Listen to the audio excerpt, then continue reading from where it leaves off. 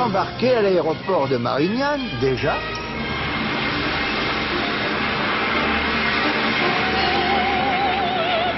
On dépassait la baie de Naples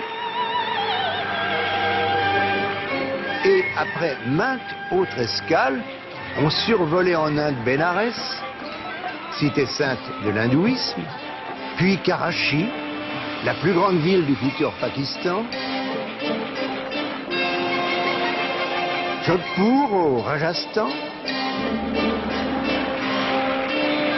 Allahabad sur le Gange. Enfin, c'était Saïgon.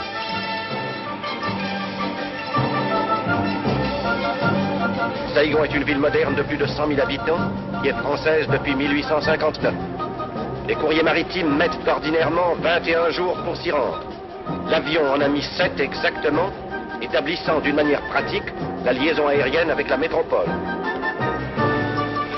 Saïgon, l'un des plus grands ports du monde, ville exubérante, stupéfiante de vitalité, c'était la porte de cette Indochine dont les images, plus que d'autres, expriment la nostalgie d'une époque disparue.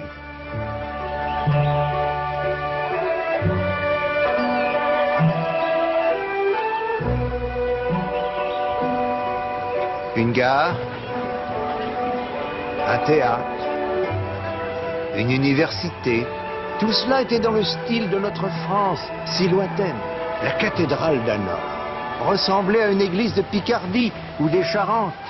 Le pont d'Oumer était marqué dans notre signature. Mais il y avait aussi ces images traditionnelles qui me font rêver aujourd'hui comme lorsque j'étais enfant. La pêche,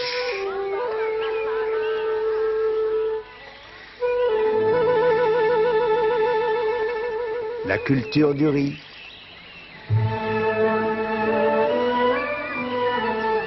et puis, bien sûr, le caoutchouc. Et enfin, les hôpitaux, le fameux Institut Pasteur. Bien sûr, dès 1930, des troubles importants avaient éclaté. Mais on n'en parlait pas. D'ailleurs, tout était rentré dans l'ordre. Déjà, la variole est stoppée dans toute l'Indochine. Déjà aussi, on a recueilli sur place des produits spécifiques qui fournissent à des dispensaires anti-lépreux une arme efficace contre le terrible mal. La bonne drogue, minutieusement contrôlée par le corps médical français, après des manipulations diverses,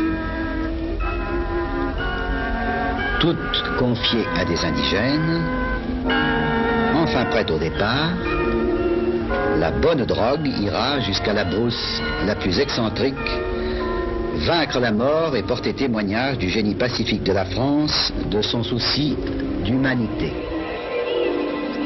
Sans cesse, le cinéma de l'avant-guerre nous rappelait la merveille des merveilles, les temples d'Angkor, ceux-là même qui avaient conquis en France leurs lettres de noblesse depuis l'exposition coloniale.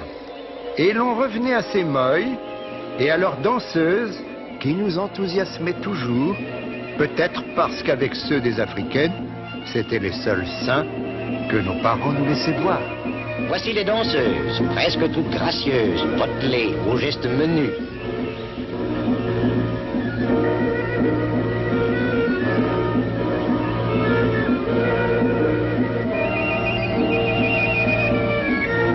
Pour les moïs, ces oreilles coquettes sont les plus belles du monde.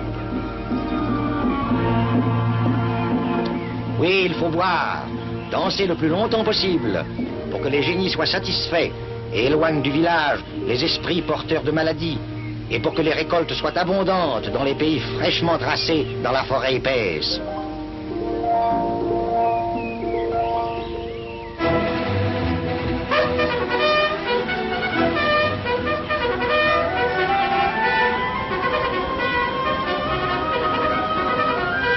Nous savions bien que l'Empire n'aurait pas existé sans notre marine.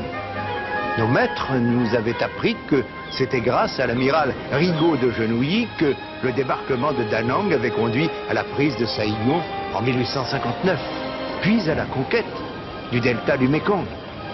quand on nous montrait les images de notre flotte, nous savions que les pouvoirs publics, au premier rang desquels le ministre Georges Lègue, les amiraux Duranviel et Darlan, avaient, sans dévier de leur but, œuvré pour la réussite de la même ambition, redonner à la France une primauté maritime qu'elle avait perdue au cours des âges.